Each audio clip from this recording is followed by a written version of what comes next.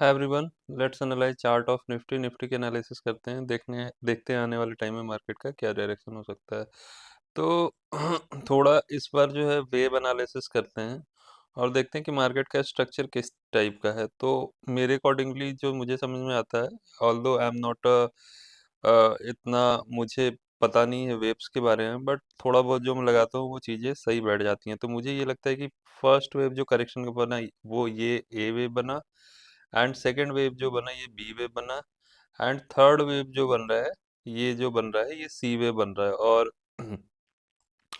जब भी B wave ऊपर की साइड में बनता है, तो जैसे सपोज कर लो ये ए वेव है एंड ये बी वेव है, तो जितना टाइम इसमें लगा है इससे ज़्यादा टाइम इसमें ऊपर लगाने में लग जाता है, तो ये कहीं ना कहीं बी वेव का कंफर्मेशन हो जाता है। तो इसको कहीं ना कहीं हम कंसीडर कर सकते हैं बी वेव। एंड जो पिछला जो हाई था, जो ए 0 पॉइंट जो जहाँ से स्टार्ट हुआ था करेक्शन, वहां से देखोगे तो मार्केट ने थोड़ा सा उसके ऊपर खींच के लेके गया है, तो जिसको कहते हैं ओवर थ्रो, मतलब इसके ऊपर मार्केट निकल गई है। तो मे भी हो सकता है कि जो ये वाला सी वे वाला करेक्शन हो रहा है वो भी इस वाले लो के नीचे थोड़ा सा लेके आएगी, जो कि हम बात कर रहे हैं 21,200 या 21,000 का लेवल या 21,700 का लेवल। तो हो सकता है कि अगर इसको सी वेव का अपना करेक्शन पूरा करना है, एंड अगर इसी रेंज में पूरा करना है, 21 से 22,000 के रेंज में पूरा करना है,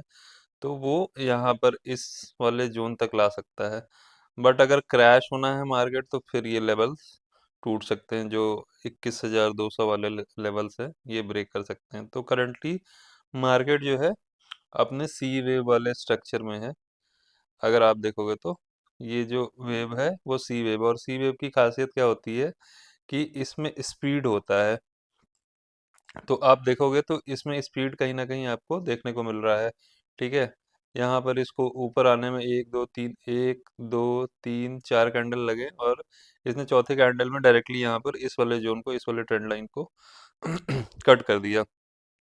एंड वीकली टाइम फ्रेम में देखोगे तो जो सी वेव, जो जहाँ तक मुझे पता है वो 5 वे स्ट्रक्चर में होता है। तो ये 1 हो गया, एंड या तो ये 2 हो जाएगा, या यहाँ से 3 हो जाएगा, एंड मे बी ये फोर्थ वेव बनने की उसमें है। एंड फोर्थ के बाद जो है आपका यहाँ पर इस वाले जोन में फिफ्थ वेव लगेगा। अब ये देखना पड़ेगा कि मतलब अ, को एक जो वेव होती है एक्सटेंडेड वेव होती है, तो मे बी इसमें थर्ड वेव जो होगी एक्सटेंडेड होगी, तो थर्ड वेव में भी आपको 5 वेव का स्ट्रक्चर देखना होता है। तो जो बात कर रहे हैं, अगर इस वाले पॉइंट से लगाओगे तो ये वाला फर्स्ट हो सकता है, ये सेकंड हो सकता है, क्योंकि ये बहुत ज़्यादा रिट्रेस कर गया है यहाँ पर। तो वैसे इलियड वेव के हिसाब से 99% रिट्रेस कर सकता है, बट एक जो नियो वेव होता है उसके अकॉर्डिंगली 99% का रिट्रेसमेंट नहीं हो सकता है। तो मुझे लगता है कि अगर इस तरीके से भी आप लोगे तो यहाँ पर सेकेंड वेव कंप्लीट हुआ, एंड यहाँ पर थर्ड वेव, अब यहाँ पर फोर्थ वेव बनने की तैयारी में है, हो सकता है। एंड फोर्थ के बाद जो है आपको फिफ्थ वेव नीचे की साइड में मिलेगा। तो सी वेव यहाँ पर कंप्लीट हो सकता है। अगर इसको क्रैश नहीं होना है, तो ये स्ट्रक्चर ये इसी जोन में कहीं ना कहीं खत्म हो जाएगा, और फिर से दोबारा से हो सकता है कि आने वाले टाइम में एक नया ट्रेंड स्टार्ट हो। तो ये चीज़ हो गई वेव के बारे में। अब सिंपल प्राइस एक्शन की बात करें, तो मंथली कैंडल देखोगे तो अब यहाँ भी रेड कैंडल देखने को मिली, यहाँ भी रेड कैंडल देखने को मिली, फिर उसके बाद अब आप देखोगे तो यहाँ पर हाई वेव कैंडल देखने को मिला, एंड उसके बाद ये जो लंबा सा ट्रेंड लाइन चला आ रहा था वो ब्रेक हुआ। एंड मंथली का स्विंग लो जो हम बहुत पहले से बात करते आ रहे हैं कि ये वाला जो जोन होगा 24,350 से 340 का जोन, अगर ब्रेक होता है तो एक अच्छा खासा बड़ा फॉल आपको देखने को मिल सकता है। एंड मार्केट जो है 22,000 के लेवल के आसपास भी जा सकती है, जो हम लास्ट 2-3 वीडियो पहले से ही बात करते चले आ रहे हैं। तो यहाँ पर वैसा ही एग्जैक्टली आपको देखने को मिल रहा है। एंड अब यहाँ पर देखो तो वीकली चार्ट में देखो तो यहाँ पर एक बहुत बड़ा, मतलब दोजी टाइप का कैंडल ना, इस मतलब ऊपर की साइड में बहुत बड़ा विक है, नीचे की साइड में छोटा सा विक है, एंड यहाँ पर बॉडी बहुत छोटी सी है, ना के बराबर की बॉडी है। अब इस वाले जोन से देखो तो कहीं ना कहीं आपको सेलिंग प्रेशर देखने को मिल रहा है, और मार्केट इतनी जल्दी तो रिवर्स नहीं करेगी। रीजन बीइंग ये है कि इसका आरएसआई भी आप देखोगे तो थोड़ा सा 30 के जोन में आ चुका है, तो ओवरसोल्ड हो चुका है। तो मुझे लगता है कि यहाँ पर जो है ना मार्केट थोड़ा सा, जैसे यहाँ पर इसको फोर्थ पे बनाना भी है, तो मार्केट थोड़ा सा साइडवेज हो जाएगी इसी वाले जोन में। एंड दूसरी चीज जो है, मंथली कैंडल देखोगे ना, तो मंथली कैंडल आपका हाँ, तो इस वाले जोन से इस वाले जोन को दोगे तो 8-9% का कैंडल ऑलरेडी बन चुका है।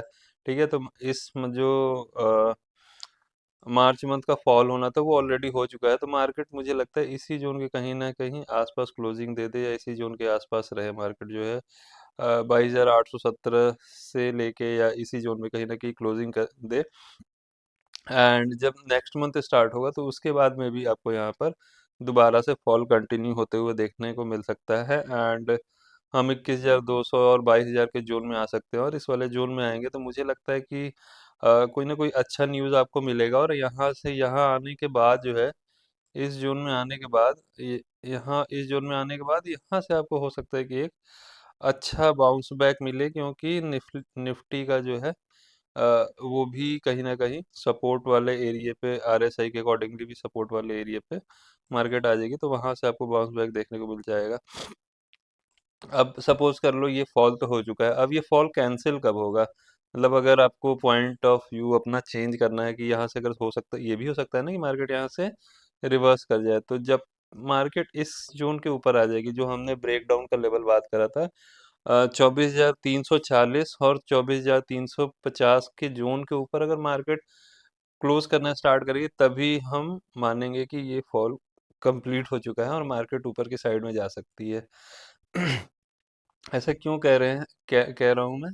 ऐसा इसलिए कह रहा हूँ कि यहाँ पर आप कहीं से भी कंफर्मेशन नहीं लगा सकते हो। यहाँ से मार्केट नहीं रिवर्स कर सकती है, इस वाले जोन से भी, इस वाले जोन से भी, कहीं भी मार्केट रिवर्स कर सकती है। और मंथली का इम्पोर्टेंट और वीकली का इम्पोर्टेंट, स्विंग लो ब्रेक हुआ है तो आपको वो चीज़ देखनी होगी। एंड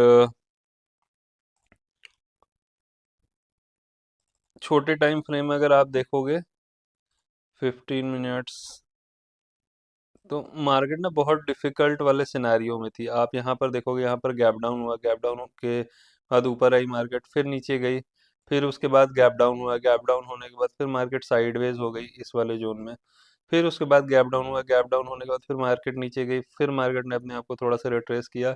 और जैसे ही रिट्रेस किया, मैंने इस वाले, जब ये वाला कैंडल इधर इस साइड पे क्लोज हुआ था, तब मैंने बोला था कि मार्केट अगर यहाँ से ऊपर आती है तो कहीं ना कहीं आपको सेलिंग सिनेरियो आपको देखने को मिलेगा। तो सेलिंग क्या, यहाँ से सीधे जब next day market market open हुई तो यहाँ पर गैप डाउन का सिनेरियो आपको देखने को मिला। को तो अगर आप इस तरीके से देखो तो कोई भी हर दिन गैप डाउन हो रहा है, तो आपको कोई भी अच्छा ऐसा सिनेरियो जहाँ नहीं देखने को मिल रहा है, पर जहाँ पर आप बहुत अच्छे से ट्रेड कर पाओ। सो निफ्टी के बारे में ये हो गया। बैंक निफ्टी का चार्ट एक बार देख लेते हैं। बैंक निफ्टी,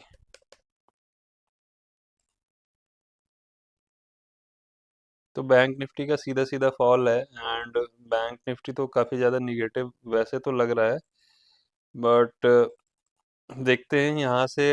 हो सकता है कि डायरेक्टली कंटिन्यू हो जाए, और हो सकता है कि यहाँ से एक बाउंस बैक भी आपको देखने को मिले। तो बैंक निफ्टी का तो स्ट्रक्चर पूरा ही डिफरेंट है, सीधा सीधा सीधा कैंडल आपको देखने को मिल रहा है। एंड मंथली चार्ट देखो तो मंथली में तो बहुत बड़ा कैंडल है ये, तो इसका रिवर्स होना तो मतलब मुझे लगता है कि नेक्स्ट टू इम्पॉसिबल ऐसा लग रहा है फिलहाल के टाइम में, कि इसमें कोई अच्छा बाउंस बैक या रिट्रेसमेंट भी आपको इसमें देखने को मिले। आरएसआई देखो तो 60 टूट चुका है, 30 के आसपास है, तो थोड़ा साइडवेज हो जाए, डेली ओवरसोल्ड है। तो देखते हैं इसमें, मुझे लगता है इसी रेंज में अगर कंसोलिडेट करके अगर दोबारा से ये ब्रेकडाउन नीचे की साइड में करता है, तो आपको अच्छा फॉल यहाँ पर आपको देखने को मिल सकता है। तो देखते हैं, इंडिया विक्स देख लेते हैं। इंडिया विक्स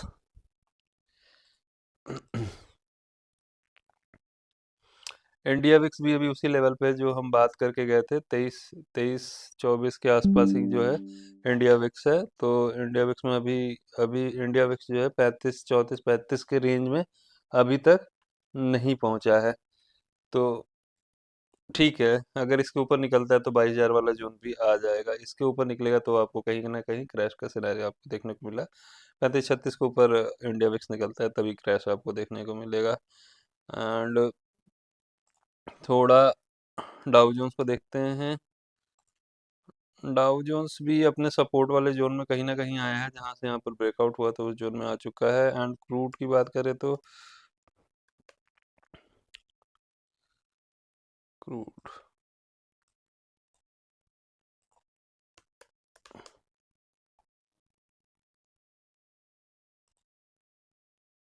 क्रूड भी अभी उसी लेवल के आसपास है अपने, जो उसने अपना हाई बनाया था अभी उसको क्रॉस नहीं किया। इसके ऊपर निकलेगा तो बड़ा स्पाइक आ सकता है, $150 के आसपास पहुंच सकता है अगर इस वाले लेवल के ऊपर निकलना स्टार्ट करता है तो।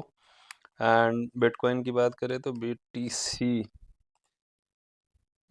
वही है, अभी जो हम बात करके गए थे वही रेंज में फंसा हुआ है।